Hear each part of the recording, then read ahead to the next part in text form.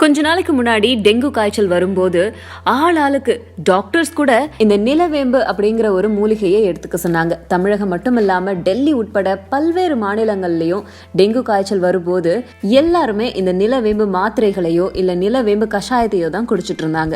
Dengue காய்ச்சல் ஏற்படும் போது ரத்தத்துல இருக்கிற தட்டணுக்களோட எண்ணிக்கை வேகமா குறையுது. இதை கட்டுப்படுத்த தவறும் போது மரணத்தை சந்திக்க வேண்டியதாகி இருந்துச்சு.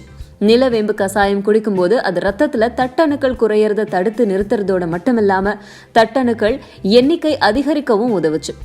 இது சித்த மருத்துவர்கள் சொன்னது. மேலும் டெங்கு காய்ச்சல் ஏற்படாம தடுக்கிறதுல நிலவேம்பு கஷாயம் முக்கிய பங்கு வகிக்கிறதால தமிழக அரசும் பல தொண்டு நிறுவனங்களும் கூட அரசியல் கட்சியினரும் கூட அங்கங்க நிலவேம்பு கஷாயத்தை பொதுமக்களுக்கு இலவசமா வழங்கிட்டு வந்தாங்க.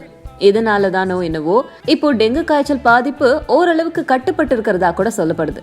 நிலவேம்பு கசாயம் குடிக்கிறதால மலட்டுத்தன்மை ஏற்படும் அப்படின்னு வாட்ஸ்அப்ல ஒரு சமூக வலைதளங்கள்ல தீயா பரவிக்கிட்டு இருக்கு. இதனாலேயே நிலவேம்பு ஒரு அச்சத்தோடவே பாக்குறாங்க. நெல்லை அரசு சித்த மருத்துவ கல்லூரி விரிவுரையாளரும் நிலவேம்பு குறித்து ஆராய்ச்சி செய்த முனைவர் பட்டம் பெற்ற டாக்டர் சுபாஷ் சந்திர போஸ் அப்படிங்கிறவர் சொன்னது என்ன அப்படின்னா, நிலவேம்பு அப்படிங்கிறது வீடுகள்ல காட்டுப்பகுதிகளில் வெள்ளை நிற பூக்கள் பூக்கிற ஒரு செடி. இத கிராம மக்கள் சிரியா நங்கை அப்படின்னு சொல்லுவாங்க. இந்த மூலிகை மூலமா பலவிதமான நோய்களை தீர்க்க முடியும். தீராத காய்ச்சல், டெங்கு காய்ச்சல், மலேரியா காய்ச்சல், சிக்கன் குனியா, பன்றி காய்ச்சல், தோல் நோய், தலையில நீர்க்கோவை, பித்தமயக்கம், இந்த மாதிரி எதுவா இருந்தாலும் நிலவேம்பானது அதை முறியடிச்சிரும்.